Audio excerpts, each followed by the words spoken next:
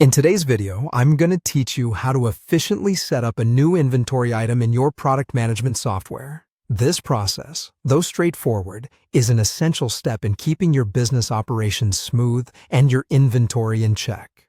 By the end of this guide, you'll have a new inventory item accurately logged in your system, ready for seamless tracking and management. To begin, navigate your way over to the main menu of your software interface.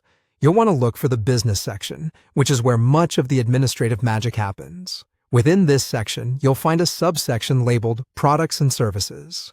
Clicking on this will lead you to where all your inventory is initially managed and organized. Once you are into the Products and Services area, direct your attention to the New Item button. Clicking this is your gateway to creating and cataloging all that shiny new stock you're ready to bring into the fold. You should notice a simple yet comprehensive form layer designed to capture all the necessary details of your new item. Next, you need to ensure that the system you're using properly tracks your inventory.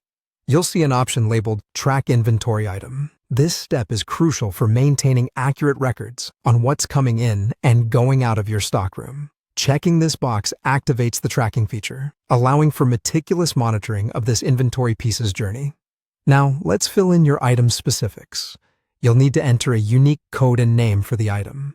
This not only helps in identifying it easily in your records, but also helps prevent any potential mix-ups with similar products.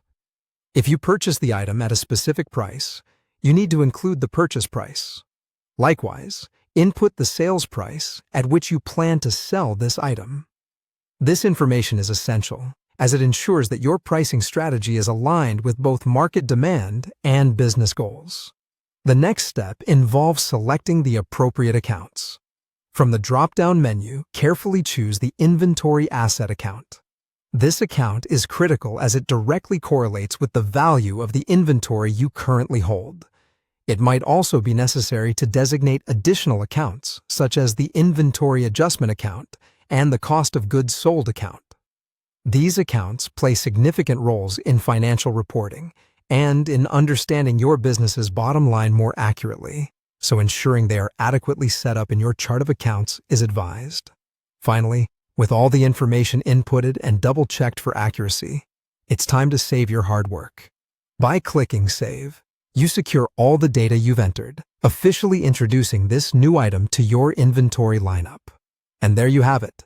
You've successfully added a new item to your inventory system, a critical step in maintaining efficient inventory management.